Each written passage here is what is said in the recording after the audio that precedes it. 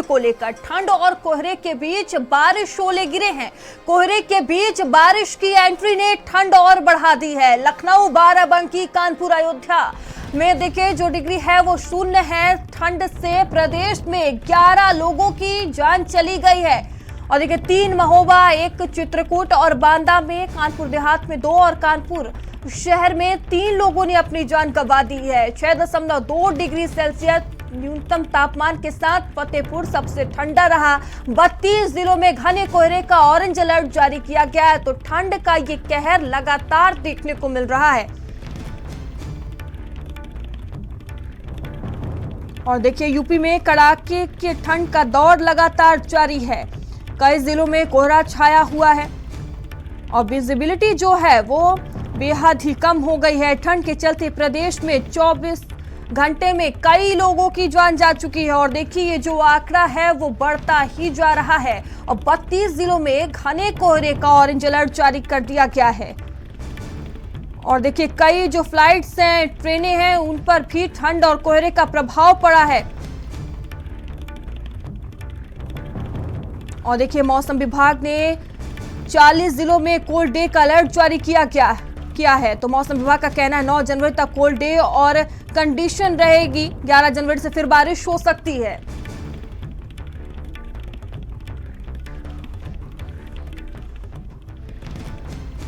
और दिल्ली से दीपक हमारे साथ जुड़े हुए हैं, लखनऊ से सिमाब है हमारे साथ, तो इनके पास भी हम जाएंगे और जानेंगे कि आखिर किस तरह की स्थिति बनी हुई है। फिलहाल आप ये तस्वीरें देख सकते हैं, कोहरे का कहर जो है वो लगातार जारी है।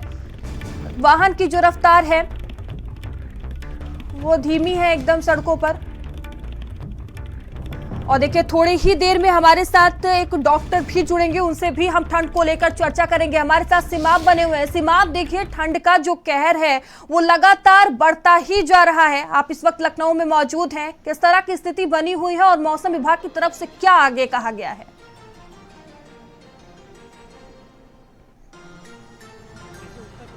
40 से ज़्यादा ज़िले ऐसे हैं जहां पर कोल्ड डे जो है वो घोषित किया गया है और ये सिलसिला पिछले कई दिनों से जो है वो चल रहा है। राजधानी लखनऊ में सूरज देखने को नहीं मिल रहा है।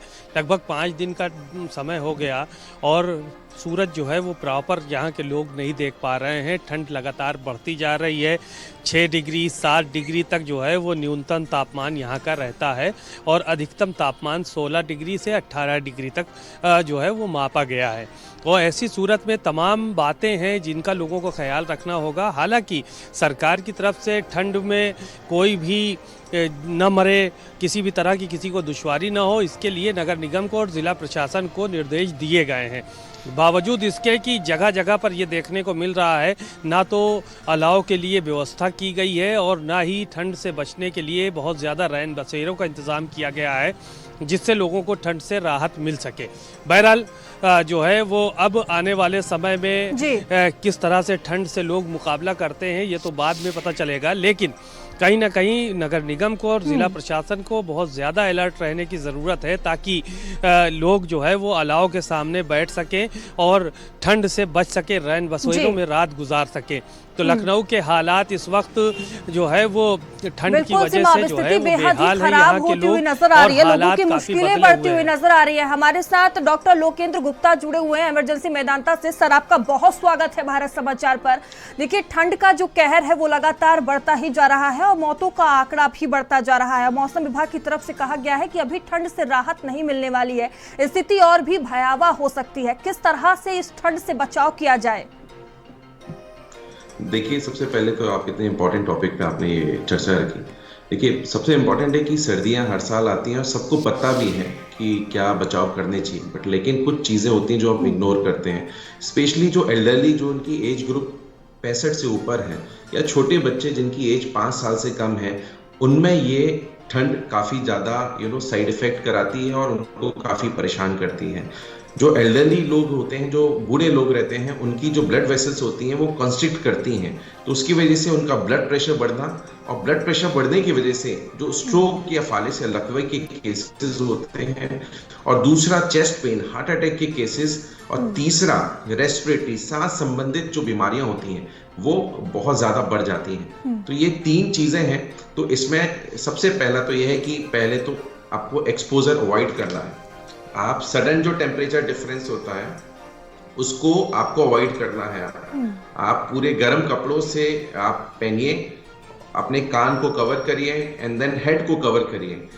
एंड दूसरा बहुत इंपॉर्टेंट होता है कि घर में अगर आप हीटर या ह्यूमिडिफायर या आप वार्मर यूज करते हैं तो एटलीस्ट सोते टाइम, लेकिन हीटर की एक मैं चीज बड़ा इंपॉर्टेंट बताना चाहूंगा। अभी कुछ दिनों पहले आप डेली न्यूज आती है कि हीटर की वजह से, वार्मर की वजह से बंद कमरे में अगर आपने ऑन किया तो कुछ लोगों की जाने गई।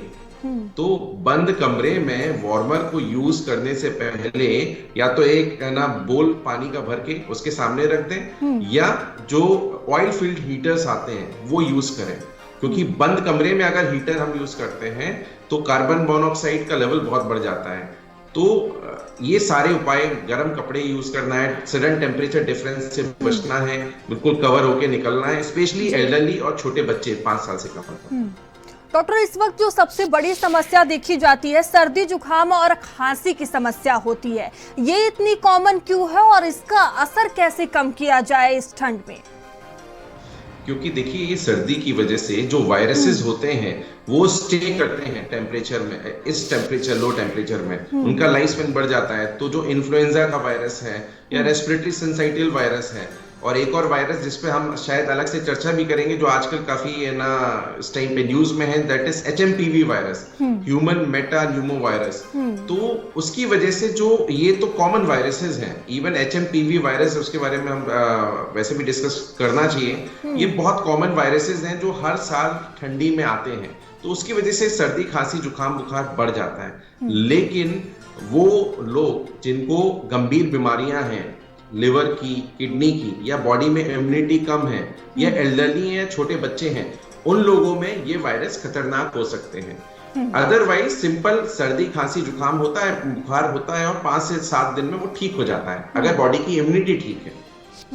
डॉक्टर, क्या सर्दियों में कुछ खास डाइट को भी अपने इसमें शामिल करना चाहिए जिससे हेल्थ के लिए फायदा हो?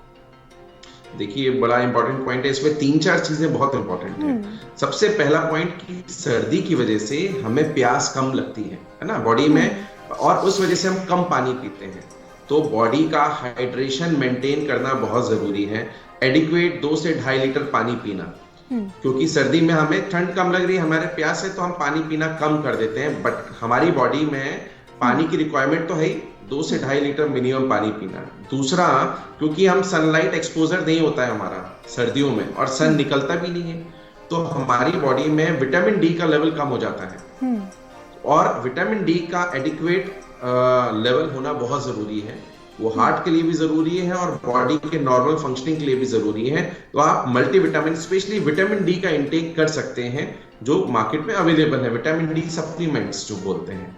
और तीसरा, हमारा जो पुरानी पद्धति है हिंदुओं की और हमारे समाज में, ऑलरेडी देखिए सर्दी का खाना बड़ा स्पेसिफिक होता है, साग आते हैं, है ना, और हरे साग आते हैं, आप वो लीजिए, बैलेंस डाइट को कंज्यूम करिए। और नॉर्मल जो हमें हमारे बड़े बुजुर्गों ने बताया है कि सर्दियों में गुड़ खाइए या तिल खाइए या नट्स खाइए। नट्स मीन्स आपके बादाम हो गया, काजू हो गया, उससे बॉडी में गर्मी बनी रहती है।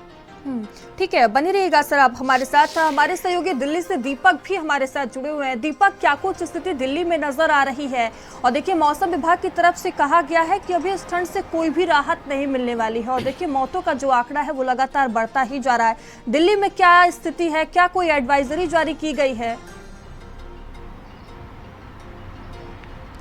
जी बिल्कुल मयूरी, बता दें आपको कि जिस तरह से लगातार देखा जा रहा है कि जो ठंड का जो कहर है वो बरकरार है, क्योंकि देखा गया था कि पिछले दिनों परसों की यदि मैं जिक्र करूं तो हल्का सा धूप भी निकला था, लेकिन कल फिर से दिल्ली में जब बारिश हुई थी उसके बाद से मौसम फिर से सर्दियों में तब्दील हो गया। जो कड़ाके की जो ठंड है वो कहीं ना कहीं लोगों को झेलना पड़ रहा है। जो हवा की जो गति है, हालांकि उसमें जो थोड़ी सी धीमी आई है, 17 से 18 किलोमीटर प्रति घंटे की रफ्तार से दिल्ली में हवाएं चली है, लेकिन जिस तरह से मौसम विभाग का जिक्र किया जाए तो मौसम विभाग की तरफ से साफ कहा गया है कि पूरे दिल्ली में येलो अलर्ट जारी किया गया है, क्योंकि जो कड़ाके की जो ठंड है उसका जो मार है वो लोगों को अभी कुछ दिनों तक झेलना पड़ेगा, क्योंकि अब जनवरी का मौसम है, जाहिर सी बात है कि ठंड इसमें लाजमी है। लेकिन जिस तरह से अचानक से मौसम में परिवर्तन होना, बारिश होना, बारिश के बाद हवाओं की गतियों में वृद्धि होना, तो उससे कहीं ना कहीं लोगों को काफ़ी तकलीफें हो रही है। लेकिन जिस तरह से सरकार की बात करें तो सरकार की तरफ से ऐसा कोई एडवाइजरी अभी जारी नहीं किया गया है, ना कोई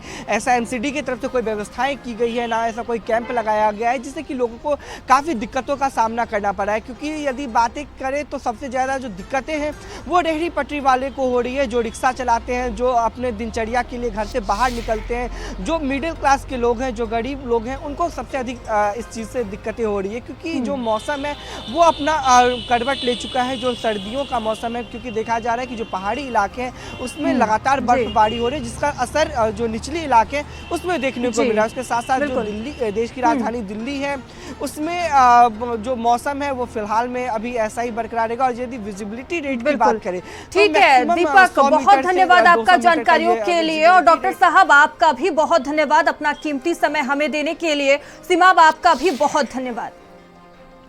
तो देखिए ठंड का कहर जो लगातार बढ़ता ही जा रहा है, सबसे जरूरी एहतियात बरतना बेहद ही जरूरी हो जाता है, क्योंकि जो ठंड का कहर है वो बढ़ता ही जा रहा है। मौसम विभाग का साफ तौर पर यही कहना है कि ठंड से अभी कोई भी राहत नहीं मिलने वाली है।